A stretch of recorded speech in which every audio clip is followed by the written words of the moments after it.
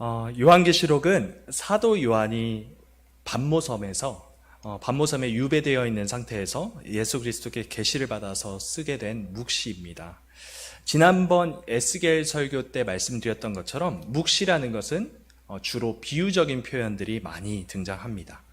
오늘 본문 말씀은 그 가운데서도 이 소아시아, 지금으로 치면 터키 지역에 있던 이 7 교회들에게 보내시는 예수 그리스도의 말씀 가운데 이 마지막 순서에 놓여진 이 교회인 라오디게아 교회를 향한 말씀입니다.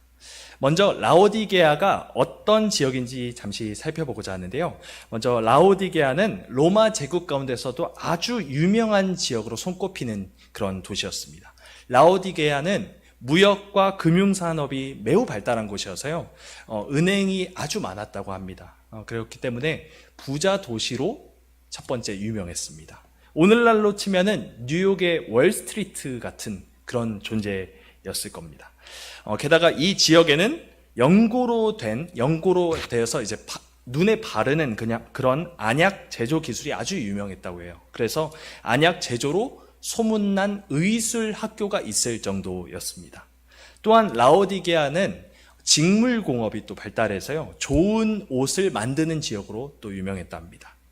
이와 같이 라오디게아는 조건상 부족함이 전혀 없어 보이는 그런 도시였습니다. 오히려 수많은 사람들이 보기에는 이른바 차고 넘쳐 흔들려 복을 받은, 넘쳐 흐르는 그런 복을 받아 누리는 그런 지역이었죠. 하지만 예수 그리스도께서 그 교회에 보내신 말씀의 내용은 매우 혹독했습니다. 칭찬은 없고 책망만 가득한 교회가 바로 라오디게아 교회였죠. 이 라오디게아 교회는 왜 예수님께 책망만 받았을까요?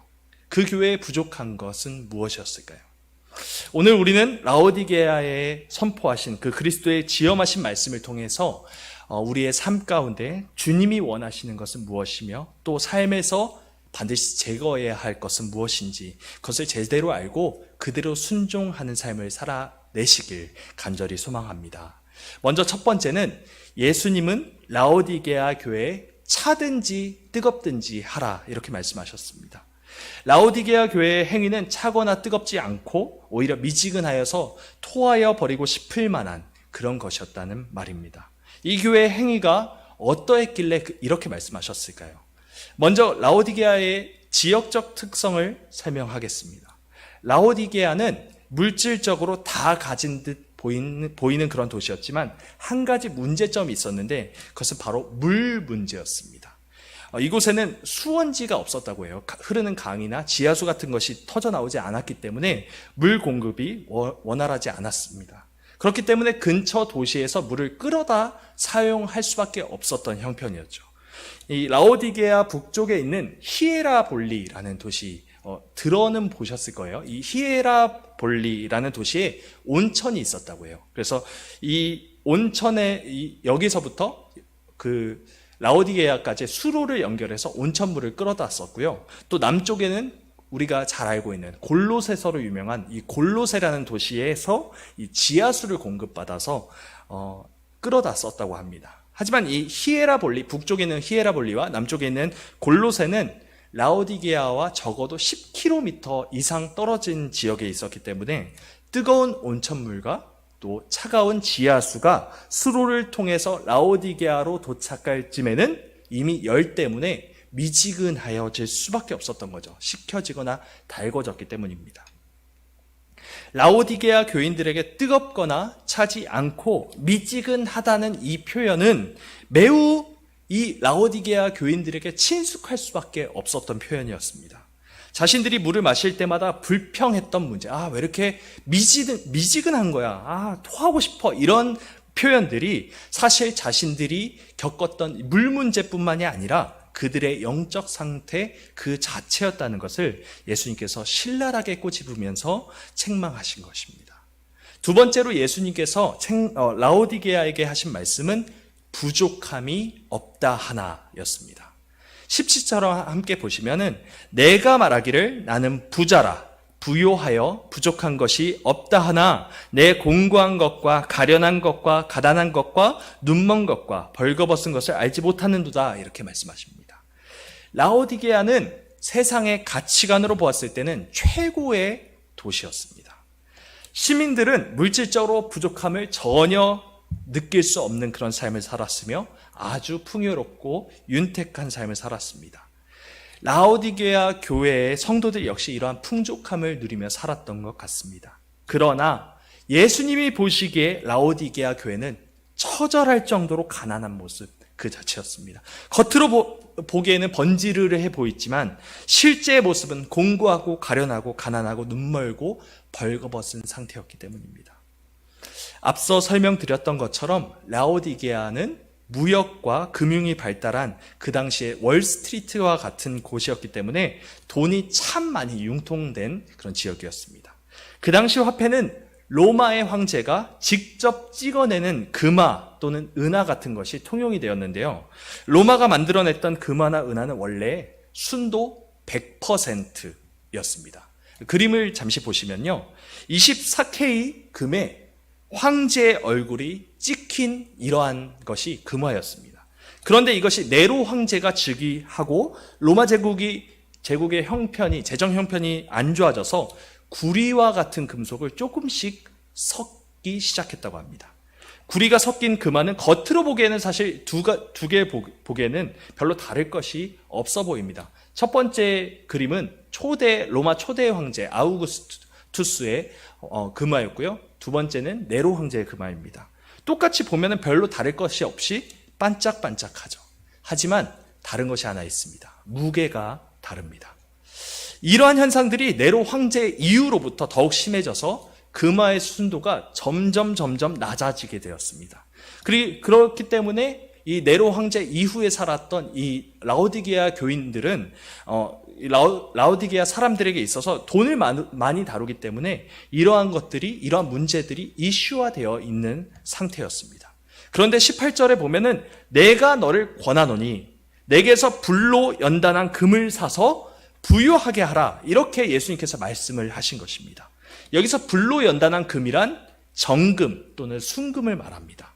순도 100%의 금을 사되 나에게서 예수 그리스도께서께 사서 그렇게 부유하게 하라 하신 것입니다.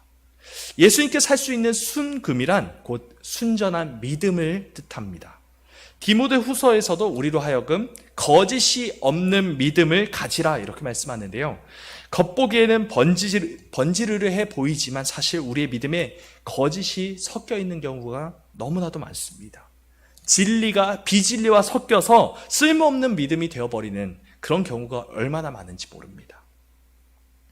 히브리서 10장 22절 말씀은 우리에게 이렇게 권면합니다. 우리가 마음의 뿌림을 받아 악한 양심으로부터 벗어나고 몸은 맑은 물로 씻음을 받았으니 참 마음과 온전한 믿음으로 하나님께 나아가자.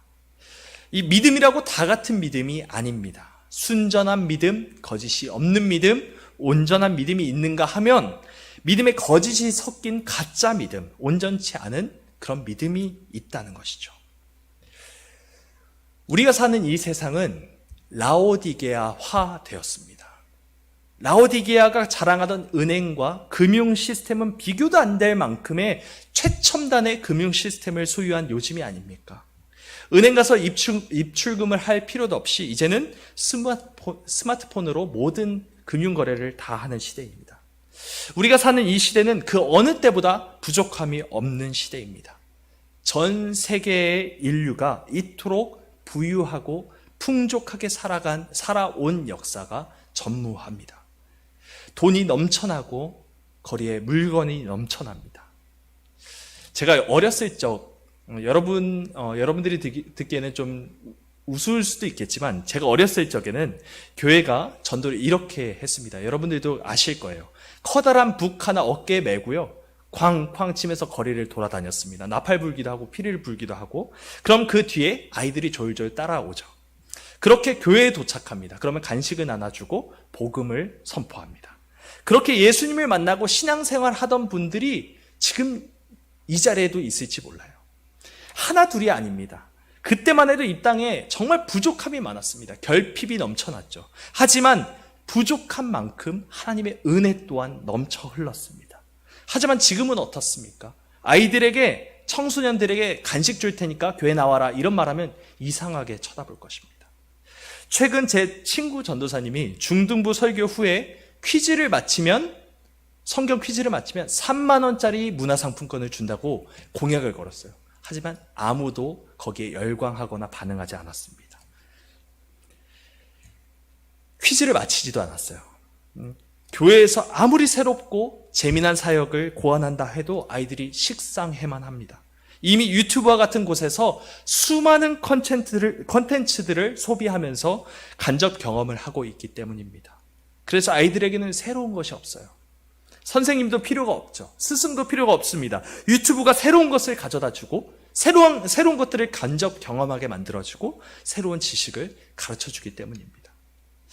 우리는 물질적으로나 정신적으로나 그야말로 라오디게아 시대를 살고 있습니다. 하지만 이 시대가 얼마나 큰 위기의 때인지를 우리는 분명히 알아야 할 것입니다.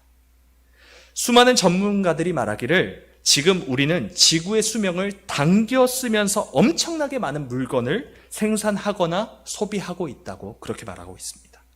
대다수의 세계적인 전문가들은 우리가 너무 무분별하게 생산하고 소비한 결과 향후 30년, 2050년도에는 지구가 사람이 살 수가 없을 정도로 황폐해지고 기근과 전염병과 기상이변으로 인한 그런 자연재난이 엄청나게 많아지고 가속화될 것이라고 예측하고 있습니다. 우리들은 우리가 발명한 인터넷이나 스마트폰, 유튜브 같은 그런 첨단 기술로 인해서 우리의 영혼이 급속도로 파괴되어 가고 있습니다. 또한 우리의 다음 세대는 자연재해, 전염병, 기근과 같은 크나큰 위협 가운데 평생을 살아가야 할 판입니다. 그럼에도 불구하고 수많은 그리스도인은 여전히 성공과 번영과 풍요를 외치고 있습니다.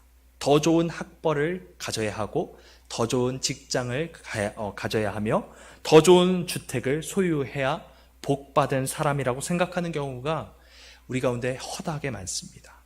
이 땅에서 덜 고생하면서 살고 이 땅에서 덜 아프게 살고 이 땅에서 사람들에게 덜 업신여기면서 여김 받으면서 살면 그것이 잘 사는 것이라고 굳게 믿고 있습니다. 하지만 오늘 예수 그리스도께서 책망하신 라오디게아의 이 물에 술에 물 탄 듯한 이 거짓 믿음이 바로 이러한 믿음이었습니다. 오늘날의 믿음과 같습니다. 겉으로 보여지는 것은 반듯해 보일지는 몰라도 그 속에 생명력이 하나도 없는, 영혼은 점점 더 곤고하고 가련하고 가난해져 가고 있는 요즘입니다. 내가 너를 권하노니 내게서 불로 연단한 금을 사서 부유하게 하라. 오늘 우리에게 주시는 이 왕의 지엄한 명령을 우리는 기억해야 할 것입니다. 18절 하반절을 보시면 흰옷을 사서 입어 벌거벗은 수치를 보이지 않게 하고 안약을 사서 눈에 발라보게 하라, 이렇게 말씀합니다. 앞서 말씀드린 대로 라오디게아 지역에는 직물공업이 매우 발달했기 때문에 그 지역 사람들, 라오디게아 사람들은 좋은 옷을 입기로 유명했습니다. 또한 영구로 된 안약 제조 기술이 그 지역의 자랑거리이자 또 수많은 사람들이 라오디게아를 찾아 방문하는 그런 이유였었죠.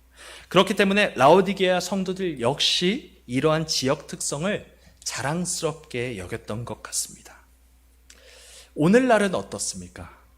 남에게는 없는 나만의 최고의 기술, 남에게는 없는 나만의 최고의 노하우, 이런 것들이 있다는 것은 경쟁 사회에서 반드시 필요한 덕목처럼 여겨집니다. 대부분의 그리스도인들 역시 이러한 신념에 아무런 거부감이 없는 듯 해 보입니다.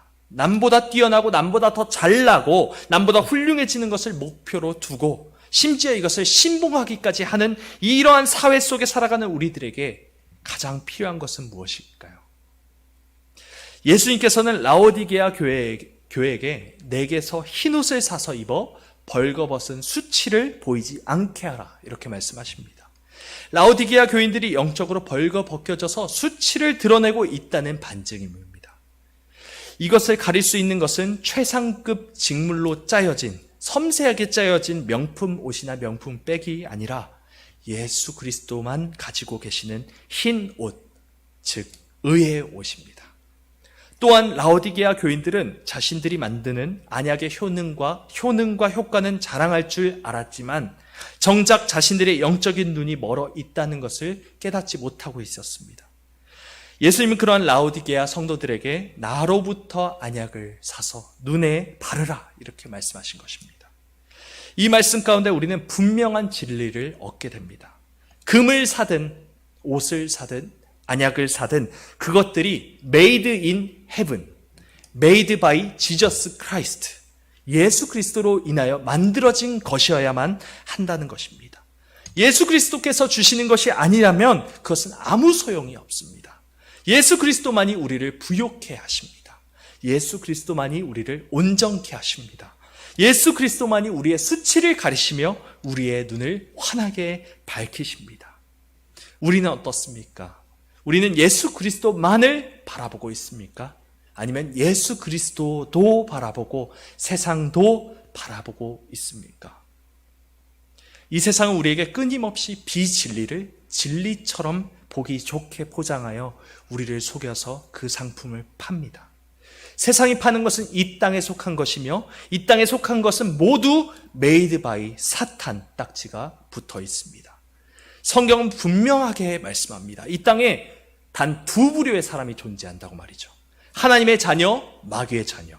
하늘에 속한 자, 땅에 속한 자, 영을 따르는 자, 육신을 따르는 자. 하나님의 백성, 하나님의 원수, 양, 염소, 오른편에 있는 자, 왼편에 있는 자. 양자의 영, 종의 영. 마귀는 우는 사자와 같이 두루 다니며 삼킬 자를 찾습니다. 마귀는 자신의 왕국이 약화되어 가는 것을 그냥 두고만 보고 있지 않습니다. 예수 그리스도께서 이 땅에 오셔서 구원의 역사를 이루시는 것을 필사적으로 방해한 것이 바로 공중의 권세 잡은 이 땅의 통치자 마귀입니다. 그렇기 때문에 마귀는 우리가 믿음에서 파선하게 만들기 위하여 필사적으로 우리를 방해할 것입니다. 영적인 세계를 온전히 보지 못하도록 우리의 눈을 가릴 것입니다. 이 땅이 주는 부귀 영화와 평안과 안식이 영원할 것이라고 착각하게 만들 것입니다. 심지어는 우리가 가지고 있는 이 계시의 말씀, 이 성경 말씀을 내 입맛에 맞게 골라 읽게 만들 것입니다. 하나님이 나를 사랑하신다는 말씀에는 아멘 하며 기분 좋게 받지만 깨어 정신을 차려라, 근신하라, 쉬지 말고 기도해라, 이런 말씀에는 그냥 부담을 느끼며 멀리하게 만들 것입니다. 사랑의 하나님은 좋아하게 만들고 심판하시는 하나님은 별로 생각하기 싫도록 우리의 마음을 현혹시킬 것입니다. 보고 싶은 것만 보게 만드는 거죠. 마귀는 지금 우리가 서 있는 땅이 전쟁터임을 알지 못하게 하기 위해 육신의 정욕과 안목의 정욕과 이생의 자랑으로 우리를 현혹시킵니다. 마귀는 시커멓게 생겨서 뿔 달려있고 삼지창 들고 있는 그런 우스꽝스러운 존재가 아닙니다. 고린도후서에서도 보면 사탄도 자기를 광명의 천사로 가장하며 사탄의 일꾼들도 자기를 의의 일꾼으로 가장한다, 이렇게 말씀합니다. 우리 육신으로는, 우리의 판단으로는 절대로 하나님의 일과 마귀의 일을 온전히 분별할 수 있는 능력이 없습니다. 예수 그리스도께서 우리의 영적인 눈에, 우리의 영 안에 안약을 발라주시지 않는다면 우리는 절대로 마귀의 전략을 알지도 못하고 분간하지도 못할 것입니다. 전략을 알지도 못하니 대응을 올바르게 하는 것 역시 못하는 것, 이것은 당연한 결과가 아니겠습니까? 사랑하는 성도 여러분, 지금 우리는 전쟁 중에 있습니다. 우리는 총알이 난사하고 포탄이 우리의 머리로 수도 없이 떨어지는 낙하는 그런 진지 가운데 있습니다. 하지만 마귀는 우리로 하여금 지금 이곳이 매우 안락하고 평안한 휴양지와 같은 곳으로 우리를 착각하게 만들 것입니다. 그렇게 평화로운 휴양지에 와 있다는 착각이 들게 만들 것입니다. 이 세상이 영원할 것이라는 믿음을 우리 안에 주입시킬 것입니다. 나의 건강, 나의 이성, 나의 사회적 지위, 나의 명예, 나의 소유가 영원할 것이라는 그런 믿음 말입니다. 이 세상이 변하는 것은 진리가 아닙니다. 변하는 것은 영원한 것이 아닙니다. 우리가 이 땅에 사는 것은 이러한 변하는 것에 소망을 두기 위함이 결코 아닙니다. 우리 아까 불렀던 찬양의 가사 중에 이런 가사가 있습니다. PPT로 준비되어 있는데요. 세상의 유혹시험이 내게 몰려올 때에 나의 힘으론 그것들 모두 이길 수 없네. 거대한 폭풍 가운데 위축된 나의 영혼 어찌할 바를 몰라 헤매이고 있을 때. 이 절을 보시면 거짓과 속임수로 가득 찬 세상에서 어디로 갈지 몰라 머뭇거리고 있네. 공중의 권세 잡은 자 지금도 우리들을 실패와 절망으로 넘어뜨리려 하네. 주위를 둘러보면 아무도 없는 듯 믿음의 눈을 들면 보이는 분 계시네. 지금도 내 안에서 역사하고 계시는 사망과 어둠 권세 물리치신 예수님. 주를 찬양, 손을 들고 찬양. 전쟁은 나에게 속한 것 아니니. 주를 찬양, 손을 들고 찬양. 전쟁은 하나님께 속한 것이니. 이것이 우리의 고백이 되길 간절히 소망합니다. 마지막 세 번째로 예수님께서 라오디게아 교회에게 하시는 말씀은 열심을 내라 회개하라 였습니다. 19절을 보시면 무릇 내가 사랑하는 자를 책망하여 징계하노니 그러므로 내가 열심을 내라 회개하라 이렇게 말씀하셨습니다. 참 감사한 말씀이며 참 다행이라는 생각이 드는 그런 부분입니다. 이런 라오디게아 교인들도 하나님이 사랑하십니다. 미적지근해서 토해버릴 정도로 애매한 믿음을 가진 그 거짓 믿음을 가진 라오디게아 교인들도 하나님이 사랑하셨습니다. 이러한 자들도 하나님께서 기뻐하시는 하나님의 자녀라 여기셨습니다. 나와 같은 답 없는 자도 하나님께서 사랑하시는 자녀라는 사실이 얼마나 위로가 되는지 모릅니다. 자격도 없고 우리에게 선한 행실도 없지만 하나님은 하나님의 열심으로 우리를 징계하시고 책망하시고 또 연단하고 빚어가셔서 끝내 그리스도의 고난에 참여하게 하십니다. 그 은혜에 우리가 모두 감사하길 원합니다. 예수님은 자신이 사랑하는 자를 책망하며 징계하십니다. 주님은 이렇게 말씀하셨습니다. 너희가 죄와 싸우되 아직 피 흘리기까지는 대항하지 아니하고 너에게 권면하신 말씀도 잊었도다. 너희가 참음은 징계를 받기 위함이라.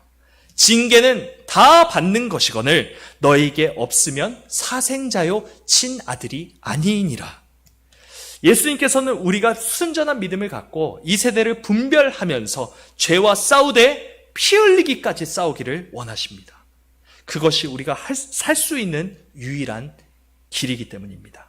그러한 이유로 우리는 고난과 고통 가운데 처할 때가 있습니다. 제가 존경하는 그런 목사님 한 분은 이런 말씀을 하셨습니다. 그리스도인의 삶 속에 고난이 없다면 지금 바로 우리의 믿음을 점검해 보아야 합니다. 그리스도인의 삶에 고난이 있다면 지금 옳은 길을 걷고 있다는 것입니다. 우리는 고난과 고통을 벗어나기 위해 예수님을 믿는 것이 아닙니다. 고난과 고통을 피하기 위해 예수님께 기도하는 것도 아닙니다. 우리는 고난 속으로 더 깊이 들어가기 위해 예수님을 믿는 것입니다.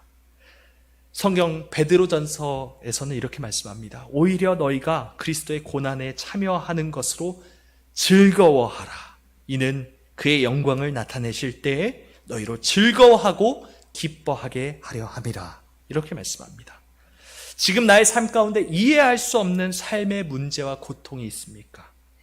도대체 하나님은 왜 나에게 이러한 아픔을 허락하시는 건지 힘겨워하는 그런 영혼들이 있습니까? 도저히 견딜 수 없어서 다 포기하고 싶고 이 세상 가운데서 도망가고 싶은 마음이 드십니까? 그렇다면 즐거워하십시오. 기뻐하십시오. 어떻게 기뻐합니까? 전사님, 기뻐할 수 없는 이런 상황과 환경 가운데 어떻게 기뻐할 수 있겠습니까? 하는 마음이 드는 만큼 더욱 힘써 기뻐하시기 바랍니다. 우리는 기뻐하라 하신 주님의 말씀 때문에 기뻐하는 것입니다. 우리가 가진 형편과 상황과 환경이 변하기 때문에, 그것이 좋아지기 때문에 기뻐하는 자들이 아닙니다. 우리는 시시각각 급변하는 우리의 상황과 환경으로 인해서 일희일비하는 그런 자들이 아니기 때문입니다. 우리는 영원하신 예수 그리스도의 영광을 보는 자들이요, 그분의 그분의 영광을 나타내실 때, 주님께서 그분의 영광을 나타내실 때 그것 때문에 우리가 기뻐하고 즐거워하는 그런 그리스도인이기 때문입니다. 사랑하는 성도 여러분, 그러니 우리의 상황과 환경을 바꿔달라는 기도보다 더 나은 기도를 드리길 원합니다. 주님의 영광을 내 삶 가운데 나타내어 주십시오 라는 기도, 이것이 바로 더 나은 기도입니다. 주님의 영광을 보게 하여 주시옵소서. 이 고난과 고통의 애매한 삶의 문제 가운데서도 여전히 주님의 영광을 목격하게 하여 주십시오. 아니, 오히려 더욱 선명하게 이 고통과 고난 가운데 나타날 주님의 영광을 기대합니다. 이렇게 기도하는, 이렇게 고백하는 저와 여러분이 되시기를 주님의 이름으로 간절히 소망합니다. 우리가 사는 이 시대는 마지막 때를 향해 돌진하고 있습니다. 이 시대는 영적으로 점점 더 어두워질 것입니다. 믿음 지키며 살기가 점점 더 어려워질 것입니다. 지난 수십 년간 지금 오늘날과 같이 세상이 이처럼 드러내고 교회를 공격한 때가 없었습니다. 개독교라는 욕을 해도 한국교회는 건재했어요. 하지만 오늘날은 심각한 위기 가운데 있습니다. 성도가 우선 모이지를 못합니다. 아니, 모이면 코로나가 확산되고 세상은 또 교회냐? 이렇게 소리를 지릅니다. 이러지도 저러지도 못하는 형국에 있습니다. 벌써 수많은 교회들이 문을 닫고 있습니다. 벌써 수많은 성도들이 믿음에서 파손되어 가고 있고 믿음을 잃어가고 있습니다. 대다수의 전문가들과 사역자들은 한국교회가 이미 위기 가운데 놓여 있다고 입을 모아 말합니다. 젊은 30, 40대의 그리스도인들이 교회를 이탈하고 있고요. 그들의 10대 자녀들은 겨우 4%만이 복음을 알고 예수님을 인격적으로 만났다고 하는 그런 형편입니다. 이러나 저러나 교회는 급속도로 쪼그라들 수밖에 없는 그런 상황 가운데 있습니다. 이것은 잘못된 믿음을 가진 한 목회자의 일탈로 생긴 현상이 절대로 아닙니다. 이것은 한 사람의 잘못이 아니라 오히려 라오디게아화된 우리들 각자의 영적인 문제가 곪고 곪아서 터진 것이며 우리의 잘못된 신앙, 거짓이 섞인 그런 믿음의 결과입니다. 세상의 가치와 성경의 가치를 뒤죽박죽 섞어서 예수님도 사랑하고 이 세상도 사랑한 우리들의 잘못의 결과입니다. 이제 우리는 핍박을 받으며 예수 믿는 시대로 진입했습니다. 한편으로는 개인적으로는 참 감사합니다. 이제 예수님을 믿는다는 것은 곧 이 땅에서 비주류가 되겠다는 선언이나 다름이 없기 때문입니다. 이제 예수님을 믿는다는 것은 가시밭길, 좁은 길을 걷겠다는 의지의 표명과 다를 바가 없기 때문입니다. 사실 이것이 성경의 가르침이 아닙니까? 예수님이 이 땅에서 이름도 없이 빛도 없이 머리들 꽃 없이 날 위해 십자가의 길을 걷고 망하시는 길, 그 길을, 그 삶을, 망하는 삶을 사셨건만 예수님을 믿는다는 그리스도인이 어찌 이 땅에서 성공과 부유함과 평안함과 안정적인 보금자리를 위해 살아갈 수 있겠습니까? 그러므로 이제 예수님을 믿는 우리들은 그리스도의 고난에 참여할 기회가 생겼으며 그분의 영광의 찬란함을 목격함으로 온전히 기뻐하고 즐거워할 기회가 생겼습니다. 우리 주님께서 네가 열심을 내라, 회개하라 하신 이 말씀을 기억하길 원합니다. 여기서 열심을 내라는 이 말은 헬라어 원어로 열심으로 탐하다, 간절히 사모하다, 이러한 의미입니다. 이 단어는 예수님 시대에 있었던 열심당원을 가리키는 이 셀롯인과 같은 의미를 가지고 있습니다. 아시다시피 열심당원은 이스라엘의 독립을 위해 로마 제국과 목숨을 걸고 싸우던 그런 매우 열성적이고 광적인 독립 투사였습니다. 열심당원들이 자신의 조국을 위해서 목숨을 건다면 우리 그리스도인들은 주 예수 그리스도를 위해 목숨을 걸어야 합니다. 네가 열심을 내라, 이 말은 힘내, 파이팅, 이 정도의 의미가 아닙니다. 오히려 미친 듯이 너의 모든 것을 다 걸고 예수 그리스도를 탐하라는 의미입니다. 우리 주님께서는 오직 예수 그리스도만을 탐하고 예수 그리스도만을 간절히 사모하는 이 땅의 그리스도인 그 예배자 한 사람을 찾으십니다. 요한계시록의 소아시아 7교회에게 예수님이 말씀을 하시고 그 끝으로 공통적으로 하신 말씀이 있습니다. 이기는 자에게는, 이기는 그에게는, 이기는 자에게는 이라는 말입니다. 예수님은 세상을 이기는 자, 세상이 감당하지 못할 자들을 찾으십니다. 우리는 영적 전쟁에서 반드시 이겨야만 합니다. 왜냐하면 예수 그리스도께서 이 세상을 이미 이기셨기 때문입니다. 이미 마귀의 머리를 밟아 으깨셨기 때문입니다. 우리는 이제 예수 그리스도를 따라 이기는 싸움을 해야 합니다.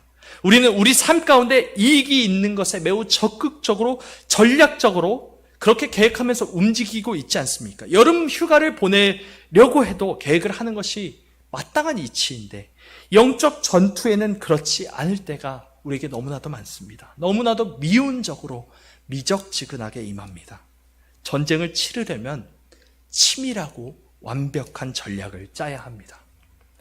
말씀을 읽고 기도를 하는 것도 이러한 전략 가운데 해야 합니다. 영적 전쟁에서 이기기 위해 말씀을 읽고 기도를 해야 하는 것입니다. 하지 않으면 양심에 찔리기 때문에 하는 그런 수준을 넘어서서 이제는 영적 전투에서 승리하기 위해 이것을 해야 합니다. 귀 있는 자는 성령이 교회들에게 하시는 말씀을 들을지어다. 말씀을 읽는 것이 곧 예수 그리스도를 탐하는 것입니다. 기도를 하는 것이 곧 예수 그리스도를 간절히 사모하는 것입니다. 다른 왕도가 없습니다. 다른 방도는 없습니다. 예수 그리스도가 곧 말씀 그 자체이시기 때문입니다. 사랑하는 자의 음성을 듣고 사랑하는 자에게 이야기하는 것이 얼마나 당연한 이치입니까? 마땅한 일입니까? 주님을 사랑하는 것이 곧 우리가 세상을 이길 유일한 길입니다. 이제는 우리가 말씀 하루 안 읽었다면 그날에 나는 패배하고 영적으로 죽은 것이라 그렇게 생각하셨으면 좋겠습니다. 기도 하루 안 했다면 그날 나는 마귀의 전략에 속아 영적으로 죽었다고 선포했으면 좋겠습니다. 이 사실을 꼭 기억하고 날마다 말씀과 기도로 싸워 이기는 예수 그리스도의 훈련된 군사로 사시기를 간절히 원합니다. 이기는 그에게는 내가 내 보좌와 함께 앉게 하여 주기를, 내가 이기고 아버지 보좌에 함께 앉은 것과 같게 하리라 하신 그 주님의 말씀을 생각하면서 항상 싸움에서 이기시는 저와 여러분이 되시기를 주님의 이름으로 간절히 소망합니다. 이 라오디게아화된 세상 가운데 차든지 뜨겁든지 하는 성도, 오직 예수 그리스도만 사랑하는 성도들이 이 교회 가운데 많이 나타나기를 간절히 소망합니다. 핍박과 고난 가운데서도, 유혹과 시험 가운데서도 오직 예수 그리스도의 영광이 나타나기를 고대하고 소망하는 우리가 되시기를 주님의 이름으로 간절히 소망합니다. 아멘.